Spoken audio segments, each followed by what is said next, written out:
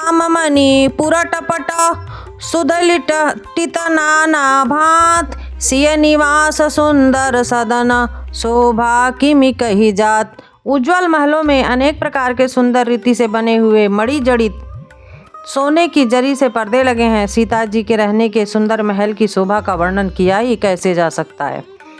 सुभग द्वार सब कुलिस कपाटा भूप भीर नट मागत भाटा बनी विशाल बाजी गजशाला हय गय रथ कुं संकलु सब काला।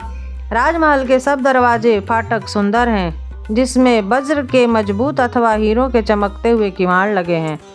वहाँ मातहत राजाओं नटों मागधों और भाटों की भीड़ लगी रहती है। घोड़ों और हाथियों के लिए बहुत बड़ी बड़ी घुड़सालें और गजशालाएं फील खाने बने हुए हैं, जो सब समय घोड़े हाथी और रथों से भरी रहती है। सुर सचिव से नप बहु तेरे नृपगृह सरिस सदन सब केरे पुर बाहिर सर सरित समीपा उतरे जाता विपुल महीपा। बहुत से सूरवीर मंत्री और सेनापति हैं, उन सबके घर भी ताजमहल सरीखे हैं। नगर के बाहर तालाब और नदी के निकट जहाँ तहाँ बहुत से राजा लोग उतरे हुए डेरा डाले हुए हैं। देखी अनुपय कराई सब सुपास सब भांति सुहाई कौसुक कहु मोर मनुमाना यहाँ रहिय रघुवीर सुजाना। वहीं आमों का एक अनुपम बाग देखकर जहाँ सब प्रकार के सुभीते थे और जो सब तरह से सुहावन था, विश्वामित्र जी ने कहा, हे सुजान रघुवीर, मेरा मन कहता है कि यहीं रहा जाए।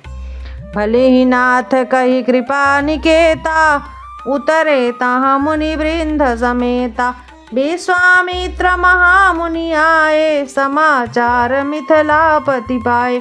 कृपा के धाम श्री रामचंद्र जी बहुत अच्छा स्वामिन कहकर वही मुनियों के समूह के साथ ठहर गए। मिथिलापति जनक जी ने जब यह समाचार पाया कि महामुनि विश्वामित्र आए हैं, संग सचिव सुचि भूरि भट हुसुर बर गुर ज्ञाति चले मिलन मुनि नाय कहीं मुदित राउ यही भांत। तब उन्होंने पवित्र हृदय के ईमानदार स्वामी भक्त मंत्री बहुत से योद्धा श्रेष्ठ ब्राह्मण गुरु सदानंद जी और अपनी जाति के श्रेष्ठ लोगों को साथ लिया और इस प्रकार प्रसन्नता के साथ राजा मुनियों के स्वामी विश्वामित्र जी से मिलने चले। किन पर नाम चरण धरि माथा दीन्हि असी समुदित मुनिनाथा विप्र वृंद सब सादर वंदे जानी भाग्य बड़ राउ आनंदे। राजा ने मुनि के चरणों पर मस्तक रखकर प्रणाम किया। मुनियों के स्वामी विश्वामित्र जी ने प्रसन्न होकर आशीर्वाद दिया। फिर सारी ब्राह्मण मंडली को आदर सहित प्रणाम किया और अपना बड़ा भाग्य जानकर राजा आनंदित हुए। कुशल प्रसन्न कही बारही बारा विश्वामित्र नृपहि बैठारा तेहि अवसर आए दो भाई गए रहे देखन फुलवाई। बार बार कुशल प्रश्न करके विश्वामित्र जी ने राजा को बैठाया। उसी समय दोनों भाई आ पहुँचे जो फुलवाड़ी देखने गए थे। श्याम गौर मृदुवस बयस किशोरा लोचन सुखद विसचित चोरा उठे सकल सब जब रघुपति आए विश्वामित्र निकट बैठाए। सुकुमार किशोर अवस्था वाले श्याम और गौर वर्ण के दोनों कुमार नेत्रों को सुख देने वाले और सारे विश्व के चित्त को चुराने वाले हैं। जब रघुनाथ जी आए तब सभी उनके रूप एवं तेज से प्रभावित होकर उठकर खड़े हो गए। विश्वामित्र जी ने उनको अपने पास बैठा लिया। भये सब सुखी देखी दो भ्राता बारी विलोचन पुलकित गाता मूरति मधुर मनोहर देखी भयउ विदेहु विशेषी। दोनों भाइयों को देखकर सभी सुखी हुए। सबके नेत्रों में जल भराया। आनंद और प्रेम के आंसू उमड़ पड़े और शरीर रोमांचित हो उठे। राम जी की मधुर मनोहर मूर्ति को देखकर विदेह जनक विशेष रूप से विदेह देह की शुद्ध बुद्ध से रहित हो गए। प्रेम मगन मनु जानी नृपो करि विवेकु धरि धीर बोले मुनि पद नाई सिरु गद गद गिरा गभीर। मन के मन को प्रेम में मग्न जान राजा जनक ने विवेक का आश्रय लेकर धीरज धारण किया और मुनि के चरणों में सिर नवाकर गदगद प्रेम भरी गंभीर वाणी से कहा, कहु नाथ सुंदर दो बालक, मुनि कुल तिलक नृपकुल पालक, ब्रह्म जो निगम नीति कही गावा, उभय भेष धरि की सोई आवा। हे नाथ, कहिए ये दोनों सुंदर बालक मुनि कुल के आभूषण हैं या किसी राजवंश के पालक, अथवा जिसका वेदों ने नेति कहकर गान किया है, कहीं वह ब्रह्म तो युगल रूप धरकर नहीं आया है। सहज विराग रूप मनु मोरा, थकित हो तजिमि चंद चकोरा, ताते प्रभु पूछे सती भाऊ, कहूँ नाथ जनि करहूँ दुराऊ। मेरा नाम तो स्वभाव से ही वैराग्य रूप बना हुआ है, इन्हें देखकर इस तरह मुग्ध हो रहा है जैसे चंद्रमा को देखकर चकोर। हे प्रभु, इसलिए मैं आपसे सत्य निश्चर भाव से पूछता हूँ, हे नाथ बताइए, छिपाव न कीजिए। इनहि बिलोकत अति अनुरागा, बरबस ब्रह्म सुखहि मन त्यागा, कहा मुनि बिहसी कहो निपनी का, वचन तुम्हार न होई अलीका। इनको देखते ही अत्यंत प्रेम के वश होकर मेरे मन में जबरदस्ती ब्रह्म सुख को त्याग दिया है। मुनि ने हंसकर कहा, हे राजन, आपने ठीक अर्थात ही कहा, आपका वचन मिथ्या नहीं हो सकता है। ए प्रिय सब वहीं जहाँ लगी प्राणी, मन मुस्काहि राम सुनि बानी, रघुकुल मनि दशरथ के जाए, मम हित लागी नरेश पठाए। जगत में जहाँ तक जितने भी प्राणी हैं ये सभी को प्रिय हैं। मुनि की रहस्य भरी वाणी सुनकर श्री राम जी मन ही मन मुस्कुराते हैं, हंसकर मानो संकेत करते हैं कि रहस्य खोलिए नहीं। तब मुनि ने कहा, हे रघुकुल मणि महाराज, दशरथ के पुत्र हैं, मेरे हित के लिए राजा ने इन्हें मेरे साथ भेजा है। राम लखन दो बंधु बर, रूपशील बलधाम, मख राखे सबु राखी जगु, जीते असुर संग्राम। हे ये राम और लक्ष्मण दोनों श्रेष्ठ भाई, रूपशील और बल के धाम हैं। सारा जगत इस बात का साक्षी है कि इन्होंने युद्ध में असुरों को जीतकर मेरे यज्ञ की रक्षा की है। मुनि तब चरण देखी कहराऊ, कही न सकऊ निज पुण्य प्रभाऊ, सुंदर श्याम गौर दो भ्राता, आनंदहु के आनंद दाता। राजा ने कहा, हे मुनि, आपके चरणों के दर्शन कर मैं अपना पुण्य प्रभाव कह नहीं सकता। ये सुंदर श्याम और गौरवर्ण के दोनों भाई आनंद को भी आनंद देने वाले हैं। इनके प्रीति परस पर पावनी, कही न जाई मन भाव सुहावनी, सुनऊ नाथ कहा मुदित मुदेहु, ब्रह्म जीवैव सहज सबनेषु स्नेहु। इनकी आपस की प्रीति बड़ी पवित्र और सुहावनी है, वह मन को बहुत भाती है, पर वाणी से कहीं नहीं जा सकती। विदेह जनक जी आनंदित होकर कहते हैं, हे नाथ सुनिए, ब्रह्म और जीव की तरह इसमें स्वाभाविक प्रेम है। पुनि पुनि प्रभु ही चितव नर नाहु, पुलक गात उरया अधिक उछाहु, मुनि प्रशंसी नाई पद शीशु, चले उलवाई नगर अवनीशु। राजा बार बार प्रभु को देखते हैं, दृष्टि वहाँ से हटता ही नहीं चाहता। प्रेम से शरीर पुलकित हो रहा और हृदय में बड़ा उत्साह है। फिर मुनि की प्रशंसा करके और उनके चरणों में सिर नवाकर राजा उन्हें नगर में लिवा चले। सुंदर सदुनु सुखद सब काला, तहाँ बासुलय दीन भुआला, करी पूजा सब विधि से बकाई, गयऊ राऊ गृह विदा कराई। एक सुंदर महल को सब समय सभी ऋतुओं में सुखदायक था, महाराजा ने उन्हें ले जाकर ठहराया। तदंतर सब प्रकार से पूजा और सेवा करके राजा विदा मांगकर अपने घर गए। रियस संग रघुवंश मणि, करी भोजन विश्राम, बैठे प्रभु भ्राता सहित, दिवसुराहा भरी जाम। रघुकुल के शिरोमणि प्रभु श्री रामचंद्र जी ऋषियों के समान भोजन और विश्राम करके भाई लक्ष्मण समेत बैठे। उस समय पल भर दिन रह गया था। लखन हृदय लाल सा विशेषी, जाई जनकपुर आयु देखी, प्रभु भय बहुरी मुनहि सकुचाही, प्रकट न काहि मनहि मुस्काही। लक्ष्मण जी के हृदय में विशेष लालसा है कि जाकर जनकपुर देखावें, परंतु प्रभु श्री रामचंद्र जी का डर है और फिर मुनि से भी सकुचाते हैं, इसलिए प्रकट में कुछ नहीं कहते, मन ही मन मुस्कुरा रहे हैं। राम अनुज मन की गति जानी, भगत बछलता ही अहुलसानी, परम विनीत सकुचि मुस्काई, बोले गुरु अनुशासन पाई।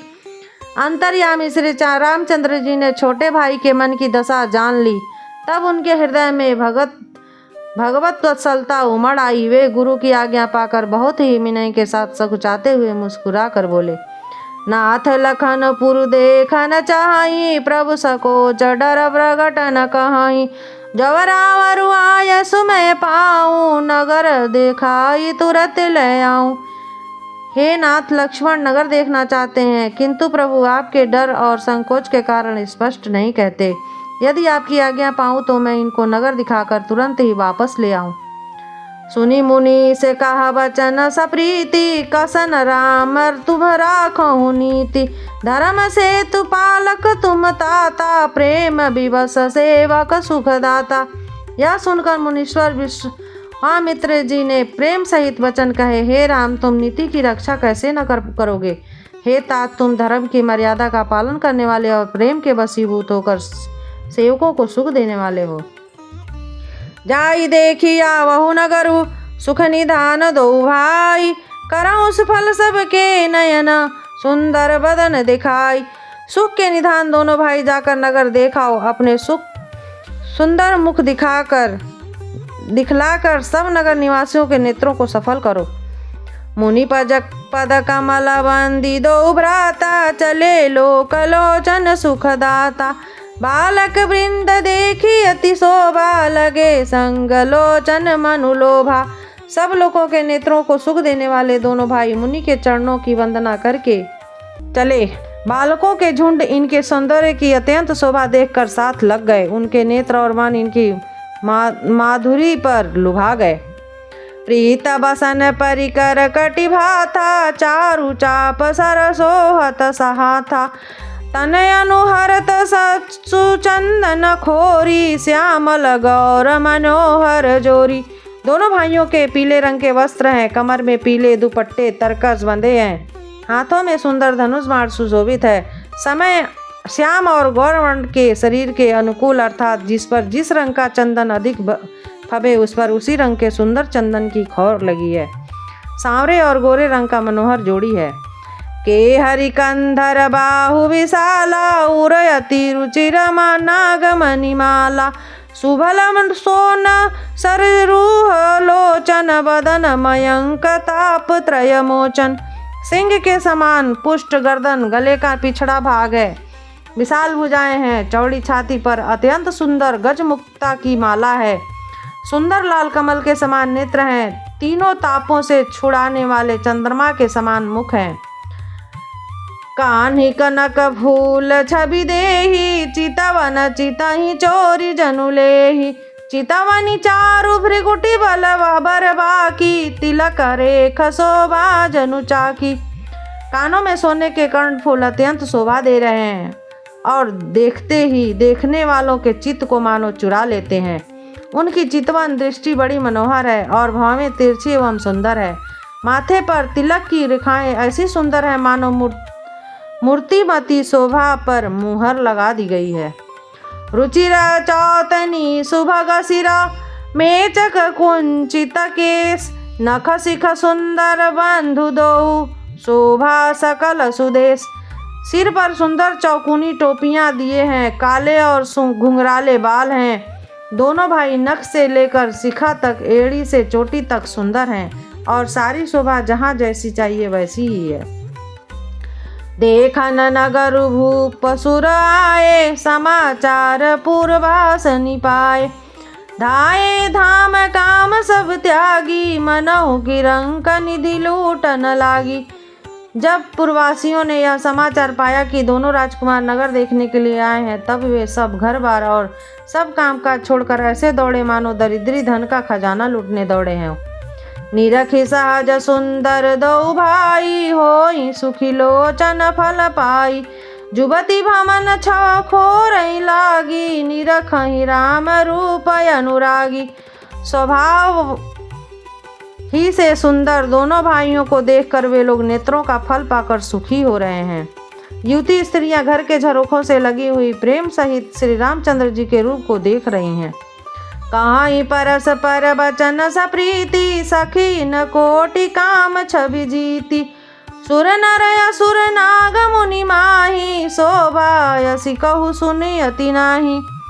वे आपस में बड़े प्रेम से बातें कर रही हैं। हे सखी, इन्होंने करोड़ों कामदेवों की छवि को जीत लिया है।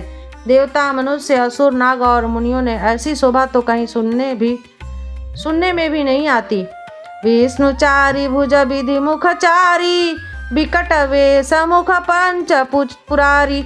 अपर देव अस को नयाही, यह छवि सखी पटतरियत जाही। भगवान विष्णु के 4 भुजाएं हैं, ब्रह्मा जी के 4 मुख हैं, शिव जी का विकट भयानक वेश है और उनके 5 मुंह हैं। हे सखी, दूसरा देवता भी कोई ऐसा नहीं जिसके साथ इस छवि की उपमा दी जाए। भय किशोर सुरसा सदन, श्याम गौर सुख धाम। अंग अंग पर बरियहि, कोटि कोटि सतकाम। इनकी किशोर अवस्था है। ये सुंदरता के घर 7वें और गौरे रंग तथा सुख के धाम है। इनके अंग अंग पर करोड़ों अरबों कामदेवों की निछावर कर देनी चाहिए। कहूँ सखी यस को तनुजाधारी, जो न मोह यह रूप निहारी। को सप्रेम बोली मृदुबानी, जो मैं सुना सो सुनऊँ सयानी। हे सखी, भला कहो तो ऐसा कौन शरीरधारी होगा जो इस रूप को देखकर मोहित न हो जाए। अर्थात यह रूप जड़ चेतन सबको मोहित करने वाला है। तब कोई दूसरी सखी प्रेम सहित कोमल माड़ी से बोली,